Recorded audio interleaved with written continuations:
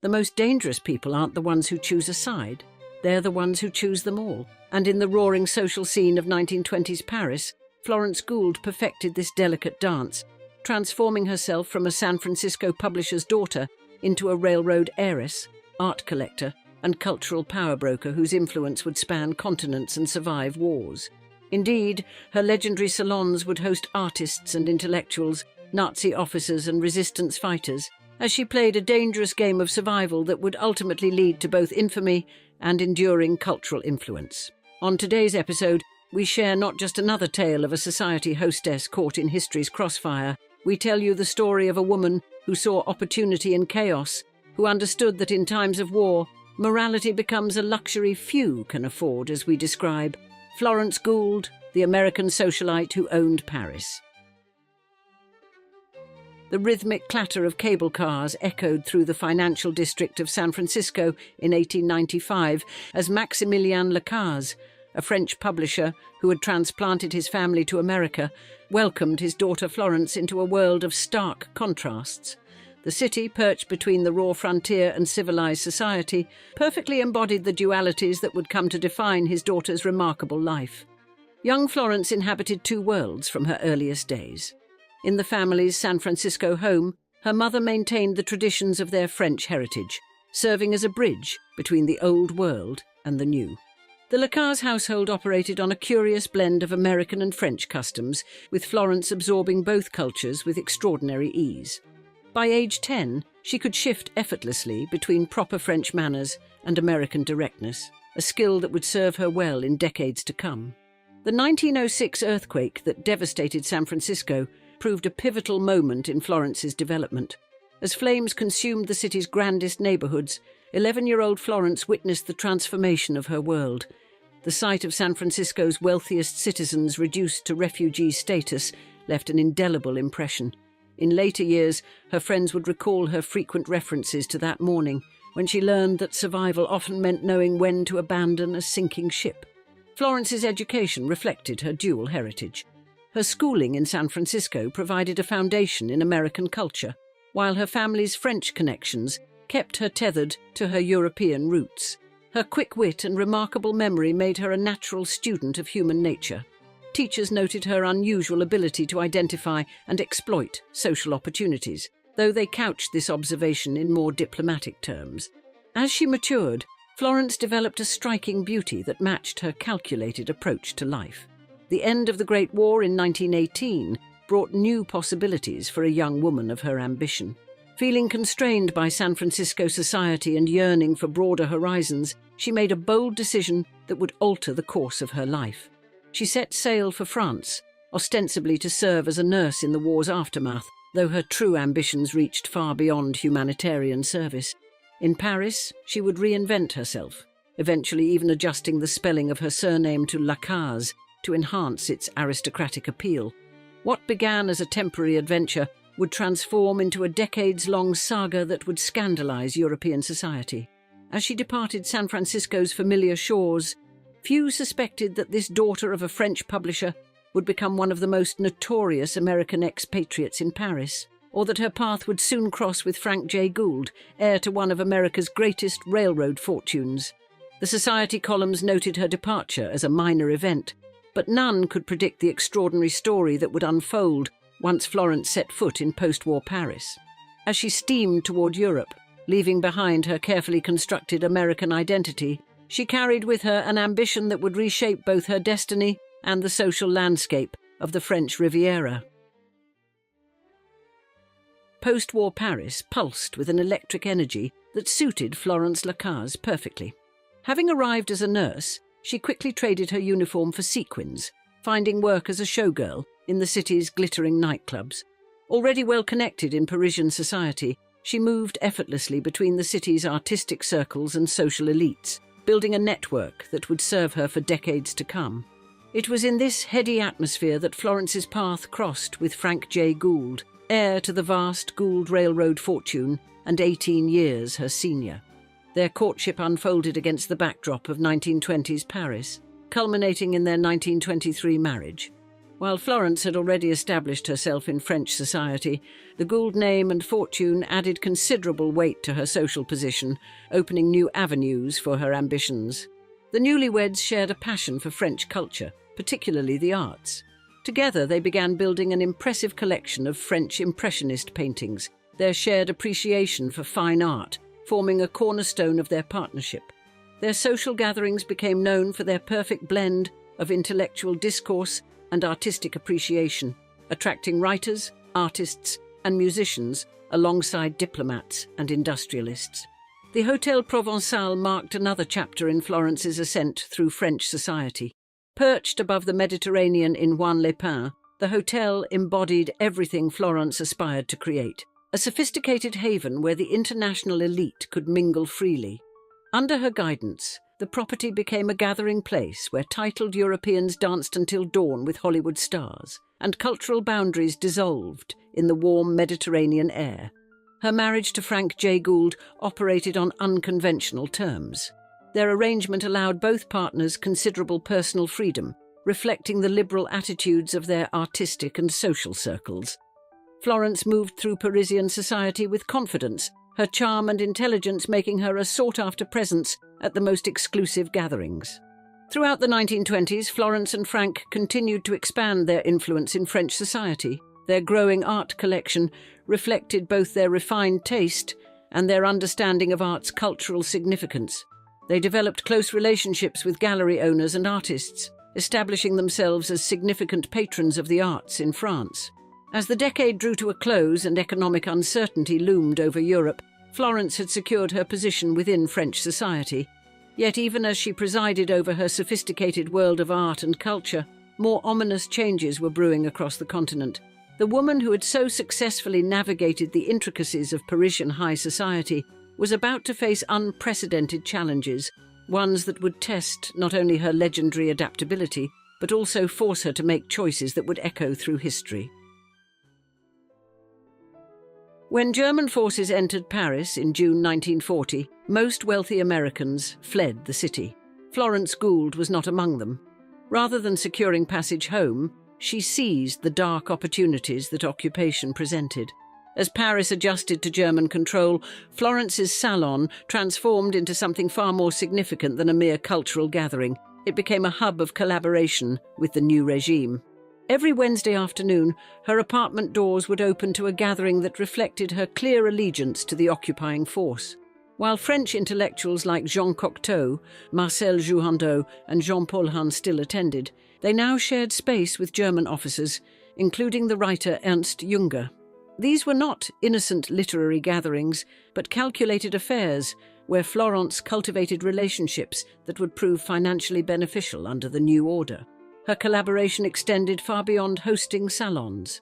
As other businesses throughout Paris struggled under the crushing weight of occupation, Florence's ventures thrived through her willingness to engage in financial schemes that supported Nazi interests.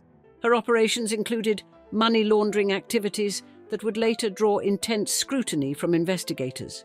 The luxuries that flowed through her establishments during years of widespread privation spoke to the depth of her cooperation with occupation authorities. The growth of her art collection during this period reflected the darker aspects of occupation. As Jewish collectors were forced to flee or face deportation, Florence acquired new pieces under circumstances that would later raise serious questions about their provenance. The art market under occupation offered opportunities for those willing to ignore the human cost of their acquisitions, and Florence proved herself remarkably willing to overlook such ethical concerns in pursuit of her collection's expansion. Her financial activities during these years revealed a pattern of deliberate collaboration. Money moved through her various enterprises in support of Nazi interests, creating a complex web of transactions that would later attract the attention of investigators. Yet even as she actively participated in the occupation economy, she maintained her characteristic Sphinx-like demeanor, treating these activities as mere business decisions rather than the moral choices they represented. As liberation approached in 1944, Florence's position became increasingly precarious. When Allied forces neared Paris, her years of collaboration with the occupation forces placed her in serious jeopardy. In the immediate aftermath of liberation, French authorities began investigating her role during the occupation years, and she faced potential charges of high treason. While she ultimately avoided conviction due to insufficient evidence for a legal case, rather than any clever manoeuvring on her part, the investigation cast a long shadow over her reputation. Documents about her wartime activities accumulated in Swiss banks, creating a paper trail that would eventually reveal the extent of her collaboration with the occupation regime. As Paris emerged from the shadow of occupation, Florence Gould faced the challenge of surviving in a city eager to punish collaborators. But even as she worked to distance herself from her wartime activities, the evidence of her choices during those dark years was already safely preserved in Swiss vaults, documents that would eventually expose the true nature of her relationship with the Nazi regime. The liberation of Paris in 1944 forced Florence Gould to confront the consequences of her wartime collaboration. Despite investigations into her activities with Nazi officials and facing potential treason charges, she embarked on a calculated campaign to rehabilitate her tarnished reputation. The strategy she devised would rely heavily on cultural philanthropy to obscure her wartime past. Her salon continued, though its nature had been irrevocably exposed by the occupation years. The same room that had hosted German officers now served as a testament to her survival instincts, rather than any genuine cultural leadership. While some literary figures like Paul Léotot and Jean-Paul Hahn still attended, their presence could not erase the memory of her wartime associations. The gatherings now carried the weight of recent history, despite attempts to focus conversation elsewhere. Florence's substantial wealth, accumulated through controversial financial dealings and money laundering for Nazi interests, provided the means for her attempted rehabilitation. Rather than face the same financial ruin that befell many collaborators, she used her resources to establish the Florence Gould Foundation. This organization, focused on Franco-American cultural exchange, represented a calculated effort to distance herself from her wartime activities. The establishment of literary prizes became a cornerstone of her reputation management strategy. The Critics' Prize, the Roger Nimier Prize for Literature, the Max Jacob Poetry Prize, and awards for engraving and musical composition were all created with clear intent to present herself as a patron of French culture rather than a wartime collaborator. These prizes, while genuine in their support of the arts, served an equally important purpose in her broader campaign of image rehabilitation. Frank J. Gould, who had spent much of the war in the United States, found his own reputation affected by association with Florence's activities. Their marriage, always one of convenience rather than convention, continued to provide mutual benefits even as they lived increasingly separate lives.